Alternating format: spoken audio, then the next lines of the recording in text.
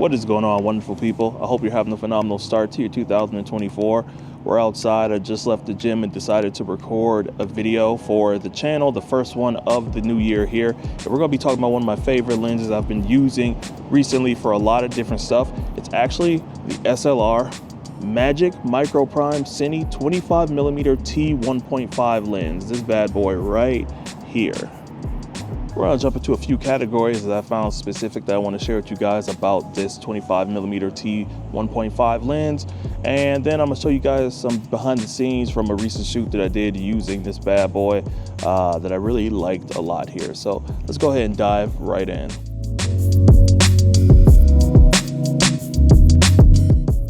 This right here is a super professional, high quality built lens. It weighs about 1.5 pounds, and that is very much expected. This is an entire metal housing, so this thing is built straight out of metal, and you could definitely feel it when you're holding this bad boy here. I do also enjoy the 82mm filter thread on the top of this thing, just because I usually buy my filters, my diffusion filters, ND filters at a higher size, just so I can use like step-up rings and put them on other lenses and whatnot. There's also a 150-degree focus throw on this lens as well, and also the 13 aperture blades, which I think is super dope for that awesome image and video quality.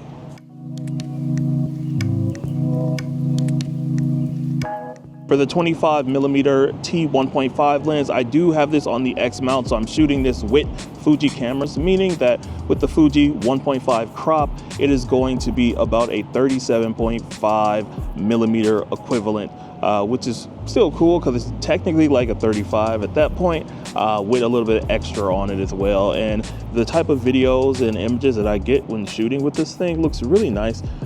Still kind of an environmental lens, but it gives you some really awesome results. I know it goes all the way up to T1.5, but I prefer to shoot it at about a 2 or 2.5, just because honestly guys, since shooting film, since switching full-time to film, I don't really ever shoot wide open unless there's absolutely no light within the area and I need to stop all the way down. So I also noticed that at T 2.0 on this lens here, it's not super sharp in the middle, which is a plus for me because I don't want a clinically sharp lens when I'm using like a CINE lens, but you still get pretty good facial detail when you're taking portraits. So I think that's a huge plus. Not super sharp, but you still get that beautiful, it's kind of like that soft look when you're taking photos of people.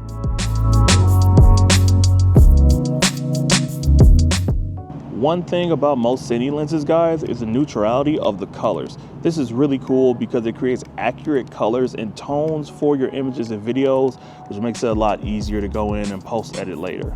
On this 25mm here, I have yet to see any crazy color shifts, which is awesome because yeah, it really makes it a lot easier to go in and grade your images, your footage once you're done shooting with this.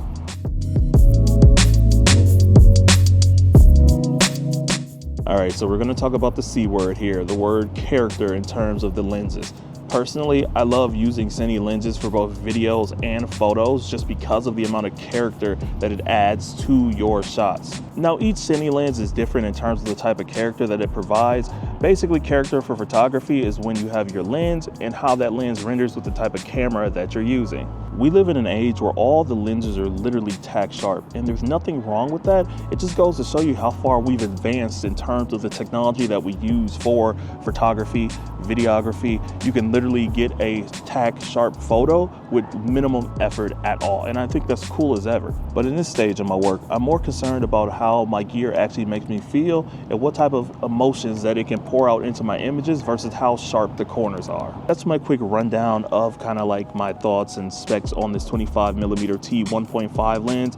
Again, I love this thing to death, and I'm gonna go ahead now, jump in and show you guys some behind the scenes from a shoot that I used using this and some of the pictures and videos that went along with it, combined with my Fuji X X-H2S. So as always, y'all, thank you so much for watching. If you enjoyed the video so far, make sure you leave a like. If you enjoyed it after the BTS, make sure you leave a like as well.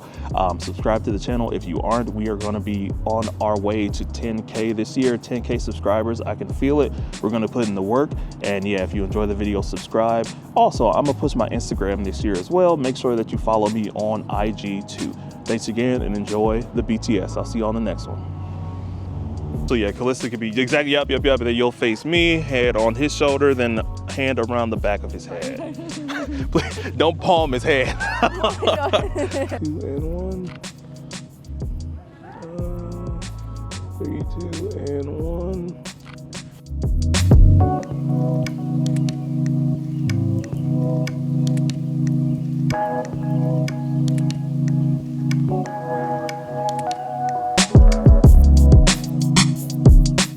Kind of chin down towards into her some, yep. Okay, 3, let's see, 3, 2 and 1. Let me get you in focus. Come here. God, that's a big ass crowd of people. 3, 2 and 1.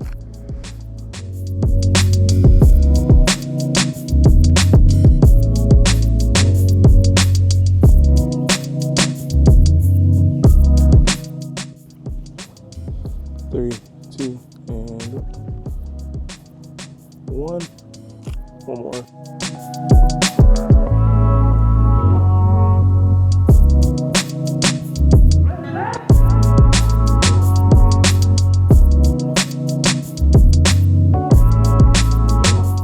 See, closer, look at me. Yeah.